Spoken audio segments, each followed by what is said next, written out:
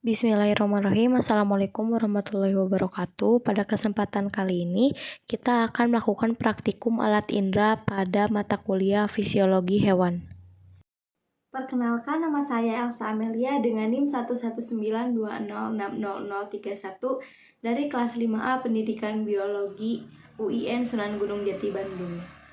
Penerima rangsang atau reseptor yang bertugas menerima rangsang dari luar disebut eksteroreseptor, yaitu salah satunya yang terjadi pada manusia adalah alat indera, di mana alat indera ini terbagi menjadi 5 macam, yaitu dari indera penglihatan, pendengaran, pengecap atau perasa, dan pembau. Dengan memiliki indera tersebut, manusia dapat mengenal lingkungan. Menurut Campbell tahun 2008, individu itu memiliki jarak bintik yang berbeda-beda antara individu satu dengan individu yang lain saat melihat objek, di mana saat kita melihat objek itulah jarak bintik buta kita. Semua impuls saraf yang dibangkitkan oleh sel batang dan sel kerucut, di mana sel batang dan sel kerucut merupakan bagian retina yang mampu menerima rangsang sinar tak berwarna dan mampu menerima rangsang sinar kuat dan berwarna.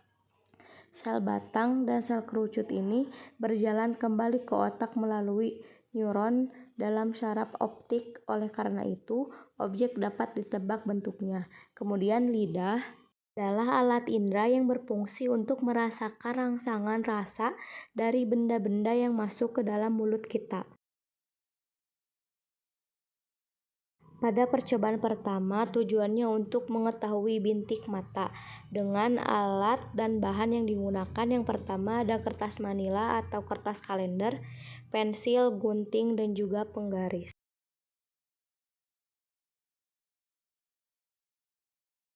Pertama-tama sebelum kita melakukan praktikum, kita akan membuat kertas dengan ukuran 3x14 dengan kertas manila ataupun kertas kalender yang di dalamnya diberi tanda positif di sebelah kanan dan juga tanda titik di sebelah kiri. Kemudian gunting dan kertas siap digunakan.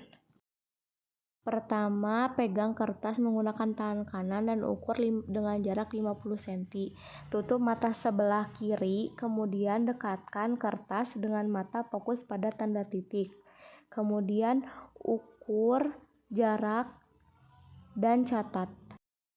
Itu perlahan jauhkan kertas dari mata dengan mata tetap fokus pada tanda titik. Kemudian ukur dan lakukan sebanyak 3 kali percobaan. Ulangi percobaan tadi dengan bergantian mata sebelah kanan yang ditutup. Kemudian lakukan 3 kali percobaan dan catat hasilnya ke dalam tabel pengamatan. Dan kertas perlahan-lahan didekatkan dan dijauhkan pada mata dengan mata fokus pada tanda titik. Selanjutnya kita masuk ke tabel hasil pengamatan. Dapat dilihat bahwa terdapat perbedaan jarak yang terjadi setelah 3 kali percobaan dengan selisih yang lumayan banyak gitu. Dapat dilihat pula pada rata-rata setiap bagian mata terdapat perbedaan yang cukup jauh. Selanjutnya kita masuk ke pembahasan, di mana pada praktikum yang telah dilakukan ternyata setelah 3 kali percobaan mengalami hasil yang berbeda-beda. Hal ini dikarenakan pada dasarnya bintik buta pada setiap orang itu berbeda-beda. Tidak hanya setiap orang, bagi setiap bagian mata saja berbeda-beda, di mana ketika benda tidak terlihat, ini disebabkan karena pembiasan cahaya dari benda tersebut jatuh di bagian titik buta retina yang cahayanya jatuh pada bagian yang tidak mengenai sel-sel batang dan sel-sel kerucut, sehingga tidak ada impuls yang diteruskan ke saraf optik. Dan sebaliknya, jika pembiasan cahaya jatuh di bagian bintik kuning pada retina, maka benda dapat terlihat. Kemudian rata-rata frekuensi percobaan yang dilakukan kecil. Hal ini menunjukkan kejelasan mata dalam melihat benda masih baik. Dan sebaliknya, jika rata-rata frekuensi percobaan besar, maka kejelasan mata dalam melihat benda kurang baik. Sehingga dapat disimpulkan bahwa posisi bintik mata kanan dan kiri itu berbeda. Pada jarak tertentu, benda dapat terlihat dan tidak terlihat. Ketika benda tidak terlihat, ini disebabkan karena pembiasan cahaya dari benda tersebut jatuh di bagian titik buta pada retina, yang cahayanya jatuh pada bagian yang tidak mengenai sel-sel batang dan kerucut, sehingga tidak ada impuls yang diteruskan ke saraf optik. Sebaliknya, jika pembiasan cahaya jatuh pada bagian bintik kuning pada retina, maka benda akan terlihat jelas. Nah, dapat ditegaskan pula bahwa bintik buta pada setiap orang itu berbeda-beda. Selanjutnya kita masuk ke soal yang pertama. Apakah yang dapat kamu katakan tentang tanda positif dari hasil pengamatan? Jawabannya, tanda positif digunakan untuk mengetahui titik atau jarak pada bintik buta yang kita miliki. Kemudian soal yang kedua, pada jarak tertentu tanda positif hilang dan pada jarak tertentu yang lain tampak kembali. Apa sebabnya?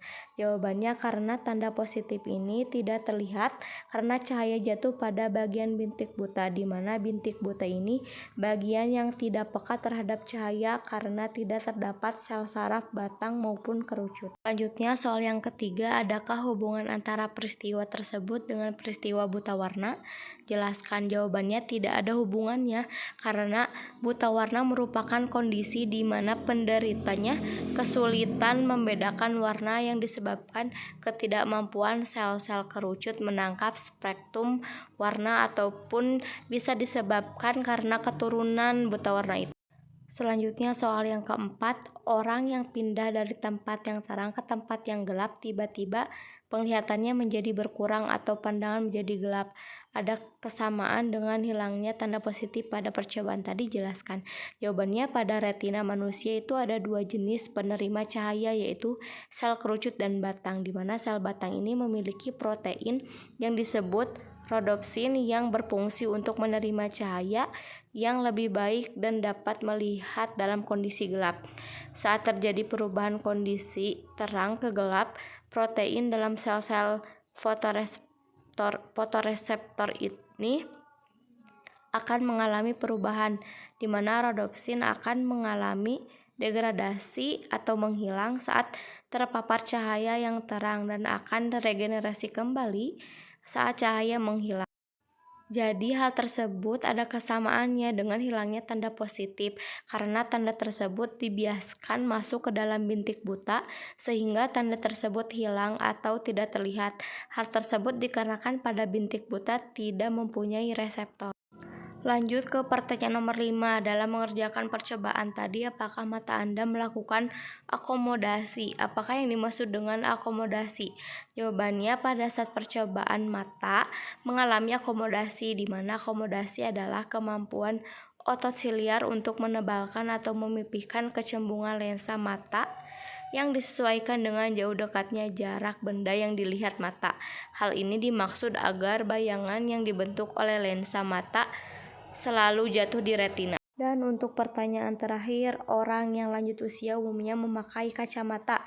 Jelaskan peranan kacamata tersebut. Kacamata orang tua berfungsi untuk membantu melihat pada lansia yang mengalami rabun tua atau presbiopi.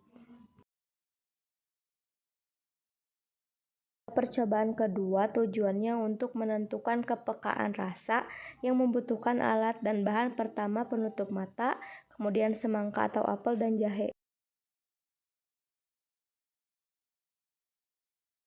Untuk percobaan kedua kali ini kita tutup mata menggunakan kain, kemudian siapkan jahe yang telah dipotong kotak, kemudian jepit hidung, masukkan jahe ke dalam mulut dan rasakan apa yang dirasakan. Selanjutnya lakukan hal yang sama tetapi kali ini tidak menjepit hidung. Kemudian rasakan jenis makanan yang dimakan. Jenis makanan yang kedua yaitu pada semangka.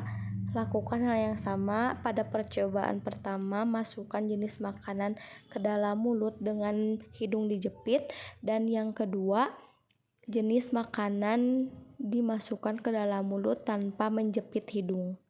Kemudian rasakan perbedaan rasa dari jenis makanan tersebut. Pada hasil dan pembahasan di mana pada praktikum yang telah dilakukan, lidah merupakan alat indera pengecap yang berfungsi merangsang rasa dari benda-benda yang masuk ke dalam mulut kita, di mana lidah itu merespon berbagai rasa seperti rasa manis, pahit, asam, dan juga asin. Bagian depan lidah berguna untuk merasakan rasa asin, kemudian sebelah samping untuk rasa asam, bagian tepi depan untuk rasa manis, dan bagian belakang untuk rasa pahit. Dari praktikum yang telah dilakukan mengenai tes kepekaan rasa ketika hidung dijepit, tidak bisa merasakan rasa makanan dengan sempurna. Hal ini dikarenakan hidung dapat mengecap rasa, di mana aroma dari makanan tersebut tercium oleh hidung sehingga merangsang indera pengecap melalui anak tekak, sehingga rasa yang dikecap lidah lebih kuat. Hubungan antara indera pengecap dan pembau tidak dapat dilepaskan dan saling bekerja sama. Rangsangan bau dari makanan mencapai rongga hidung dan diterima oleh reseptor olfaktori lalu diteruskan ke pusat rasa dan bau di dalam otak. Pada percobaan kedua ini dapat disimpulkan bahwa untuk mengetes kepekaan rasa itu tidak hanya melibatkan kepekaan rasa pada lidah saja, tetapi berhubungan dengan indera pembau melalui hidung yang keduanya bekerja sama untuk menciptakan rasa yang kuat dari makanan yang kita makan.